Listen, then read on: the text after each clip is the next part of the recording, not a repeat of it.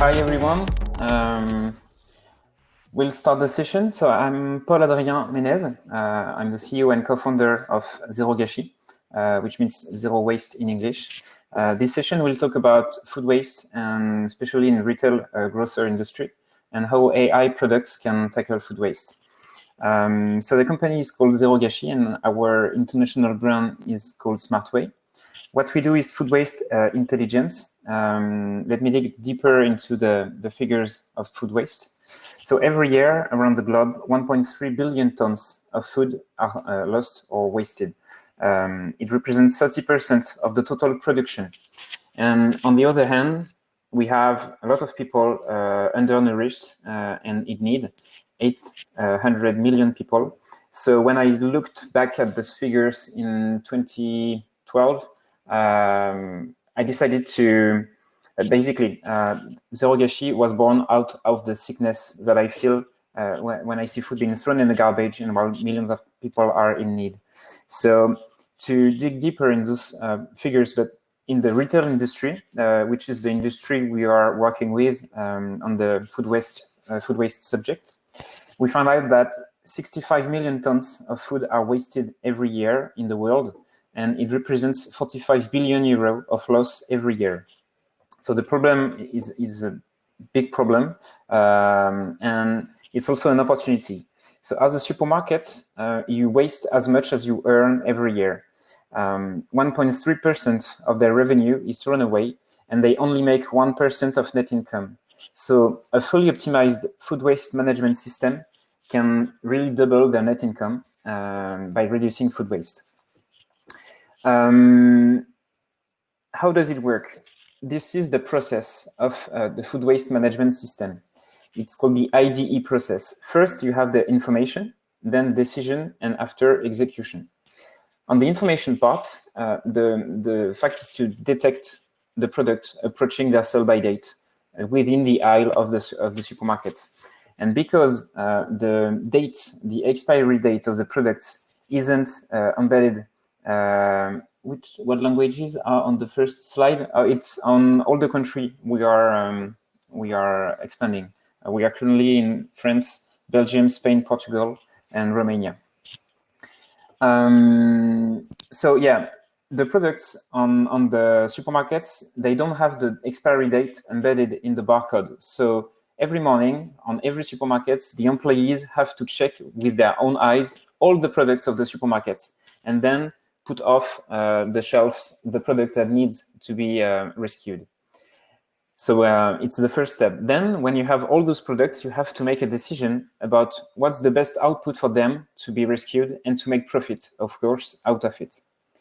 And after, you have the rescue channels in the execution part. The first rescue channel is the markdown sales. It's the way, it's to put a discount on the product to accelerate its sales. And after, you have the donation for charities, which provides retailers a tax credit, depending on the country, of course. And you can donate products for charities that will donate them to beneficiaries. And a third rescue channel is called magic boxes. You may have heard of Too Good To Go or Karma, for example. So it's another way. What's important to notice here is that as a retailer, the deeper I go in the rescue channel, the less valuable and the less profit I make on my rescue. And also, the deeper you go in the channels, the less volume you can save. It's quite easy to save 70% of the products on markdown sales. 30% on donation is quite difficult to achieve. So back in 2015, in France, which is kind of in advance in terms of food waste management, supermarkets tend to only do either markdown sales or either donation for charities. They didn't do both because they didn't have tools or anything to do both. But it's quite a nonsense because you can't succeed to selling everything at a lower price, except if you push for 80% off, but it's an economical nonsense. And you can't also donate everything because regulations don't allow you to donate, for example, alcohol or cream-based bakery or meat or anything like that. So what's in their best interest is to combine the several rescue channels to make sure everything is saved. And we have, of course, a solution to help them doing so. So the first one is called EasyTurn. It's a date GPS. So we geolocalize every product in the store and we give them alerts on products approaching their sell-by date.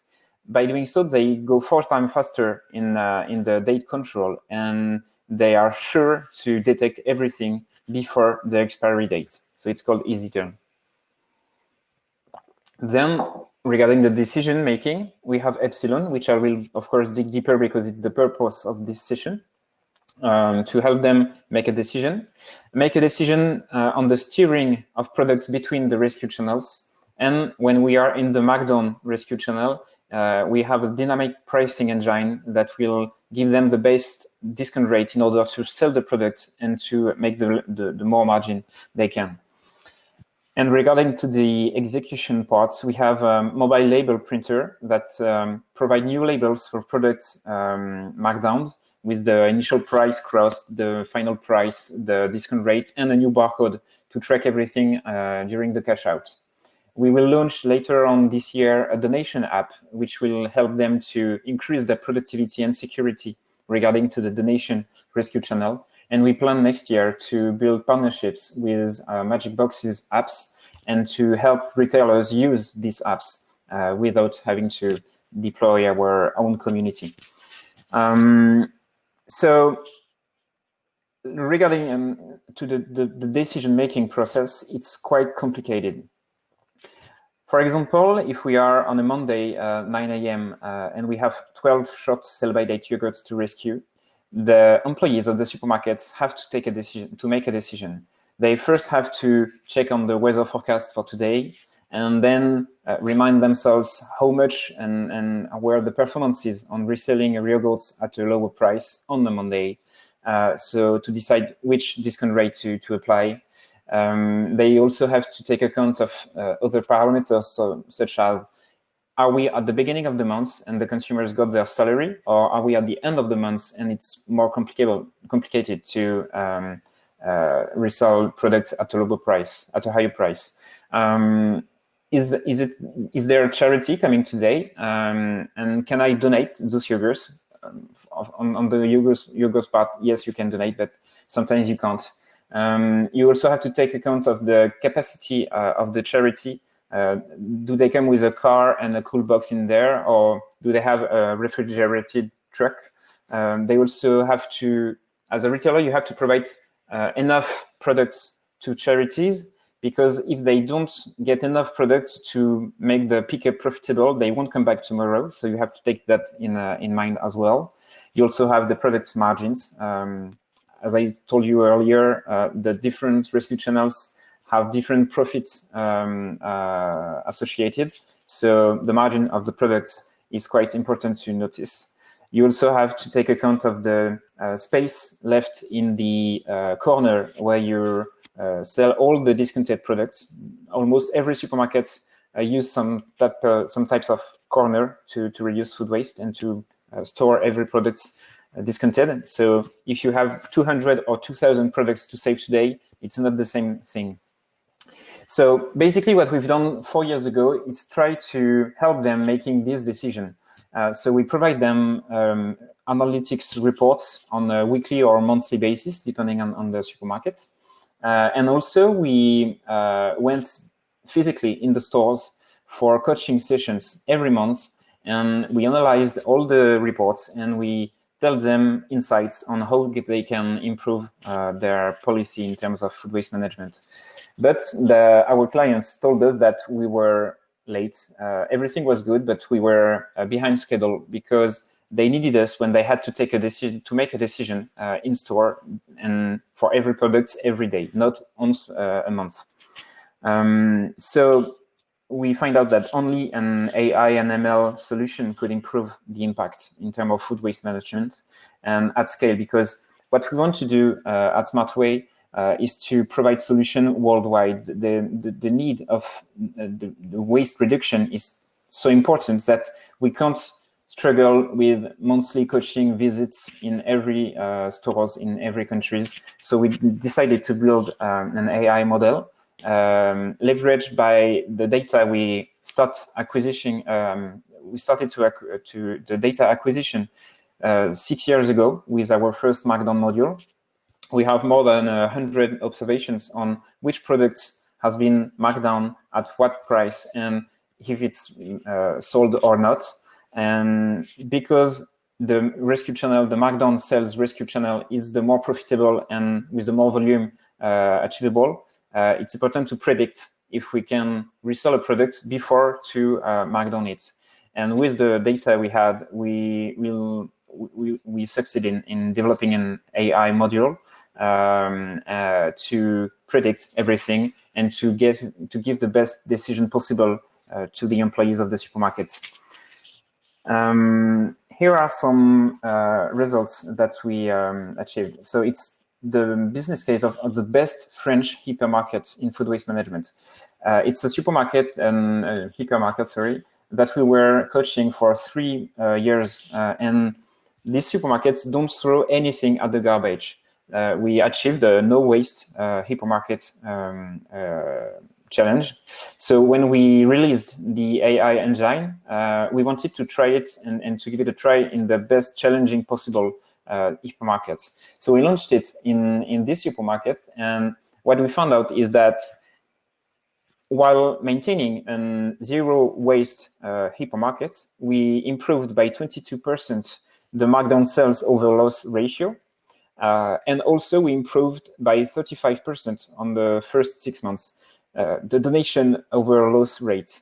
So it means that with better decision-making, you can improve both rescue channels and improve the profits and improve the waste reduction as well. So if we can achieve that in this supermarket, we can achieve that in other supermarkets. And we already work with 100 supermarkets with that AI engine. So it's quite good. The results are pretty good. And we still are in work in progress, hiring new data scientists. If you want to apply, feel free. And looking to improve the engine, of course. I will share you this because it's only 3 minutes left. I will show you a quick video in the chat. Let me do that now. So you can see all the solution we have in the field of retailers. And to sum up, the AI-powered food waste management system we built brings more autonomy to the employees, more profit for the retail. It's less time consuming because the time you don't spend making a decision or anything, you can spend it on being able to tweak the reorder system to reduce the amount of food ordered and reduce, of course, the food waste. And of course, all our solution reduce food waste. That's the purpose and the mission of our company. So I finished the session. We have 2 minutes for question, and of course I will remain available after the session for the people who are interested in learning more about Zéro-Gâchis and Smart Way. So the language on the first slide, yeah, there is also Italian. I didn't mention it. We are targeting Italian as well.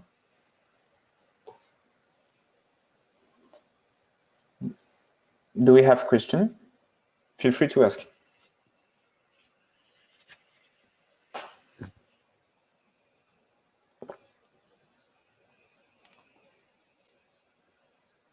The first one is always the toughest.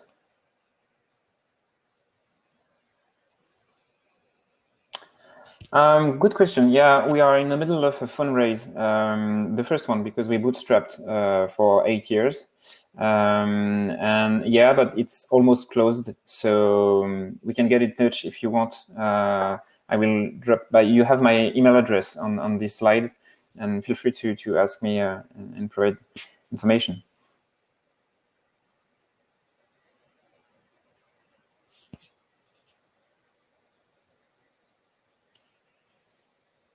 You're welcome. Any other question? How do you manage to stay bootstrapped for so long? It's a good question. basically, we went to provide solution which add value to our clients so they can pay us. So instead of purchasing fundraise, we purchased our revenues, and we did a lot of debt, and yeah, that's it. We managed to grow to a 45 employee company, and now only we start fundraise because the AI we built, we sit on a huge lot of data, and to provide such an AI, you have a lot of data. You have to have access to a lot of data, and we, for example, for one supermarket, if you want to build such an AI, you have to wait on average 1,300 years to have the right amount of data. And because we have all the data, we know can scale, and that's why we fundraise right now. Does the name Epsilon? Actually, basically Epsilon was just a code name for in our teams. It's more mathematical variable, which means the epsilon is always the last approximation of a formula, and we found out that it could match the way we saw the problem between rescuing products in rescue channels and having nothing. Epsilon is almost nothing in a good equation. Nothing left to the trash.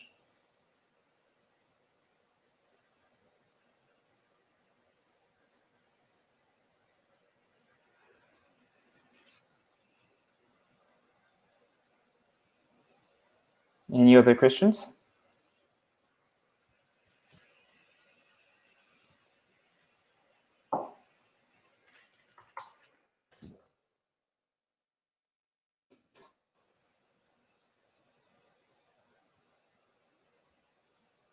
Well, I just think why do you think that supermarkets do not really do dynamic pricing? Oh, they do dynamic pricing, but they do it in the before the expiry date is approaching. They do it regarding to weather forecasting or competitive landscape as well. But when you go on the 1 to 3 days before the expiry of a product, they don't do that. There is one competitor of ours that do it. It's called Wasteless in Israel. It's different because it's on RFID tags, but we are the only company that worked in a dynamic pricing model for close to its expiry date food products. And it's quite difficult to build such an AI because the consumer behavior regarding to the products is totally different. Like, for example, when you do your shopping in the supermarkets, what you do unconsciously is that when you buy a product, you think about the way you will store it in your home and the space you need to store it. It's unconscious, but it's there. And when you buy close to expiry date products, you don't have this kind of unconscious behavior because you know that you will have to eat it quite quickly. So all the parameters and variables that explained the dynamic pricing models in global food industry doesn't apply and work in close to expiry date dynamic pricing.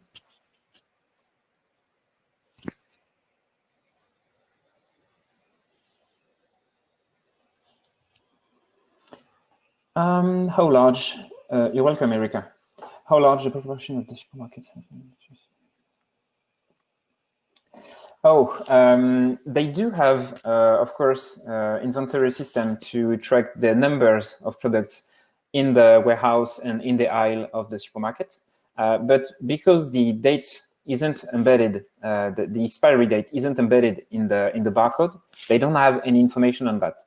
They know how much product they put in the shelves, and they know how much they sold, but they don't know if products has been sold. If the consumers, for example, took the products at the back of the shelf to have a longer date, they don't know that. So they can't double cross everything to see, okay, that's the amount of products I have available in the shelves and the dates associated. They don't have this information. So our solution, we first, why not put, because there is not enough space on a barcode. The barcode used is called EAN13, and it covers more than 19% of the logistic needs in the retail industry.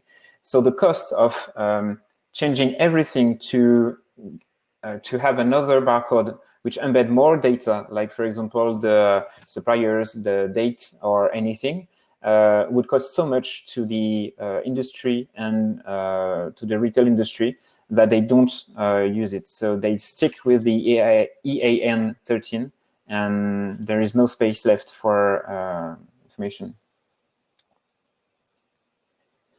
Why not put a QR code instead, or put an additional second bar? And it depends. Like for example, if you are Coca-Cola, let's say, such a big company, when you print your packaging of the Coca-Cola bottles, you print it in millions or billions of items, I don't know, of units. And if you have to change the packaging to include a new QR code or data matrix or whatever, it will be so costly, because you have to have a proper packaging for every lot of every SKU of Coca-Cola produced. So it's too expensive. Have you ever considered the blockchain as a technology? Yeah, of course. We have a product perspective using algorithm for the due date and farmers data. I would be glad to talk with you regarding to the blockchain technology. We thought about using blockchain in our donation app. The donation app we will release later on this year will help supermarkets to handle the digital signatures, the tax credit reports and everything.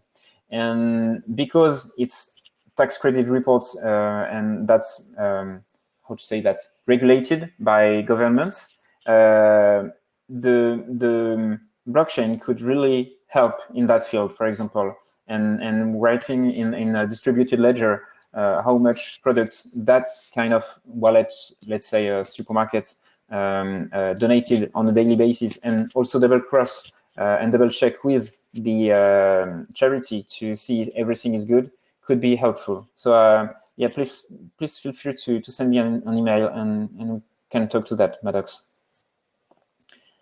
The blockchain company securing logistics. Yeah, regarding to blockchain, again, just send me an email and we can chat on that. It's a field of it's something that we are looking for. When RFID is being launched, the due date will be included. Walmart's noticing. Yeah, exactly. The RFID, I don't see it in the food retail industry because, let's say, for example, I took an example of yogurts.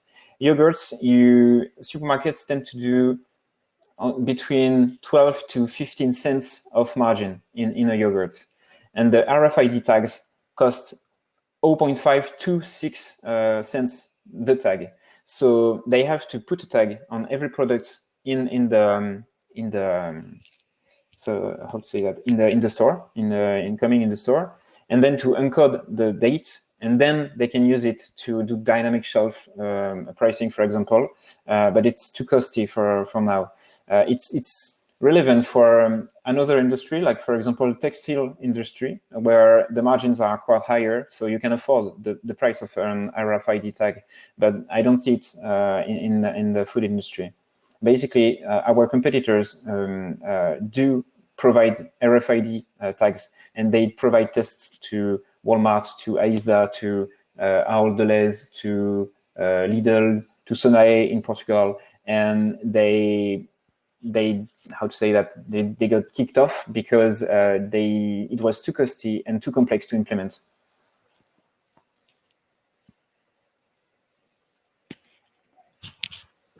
I'll do that. Thank you.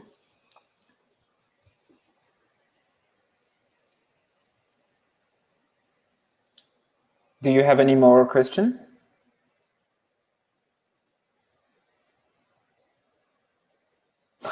So many.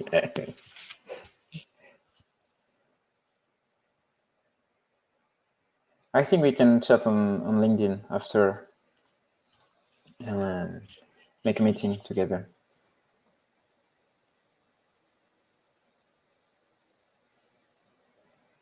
Well, thank you, everyone. So I'll close the session, and I also want to see some session on the UPPSTART event. So I have to stop here. Thank you for the session, and thank you for the questions, really good questions. Thank you, Samuel. And yeah, feel free to contact me for whatever question you may have. Thank you very much, and have a great day.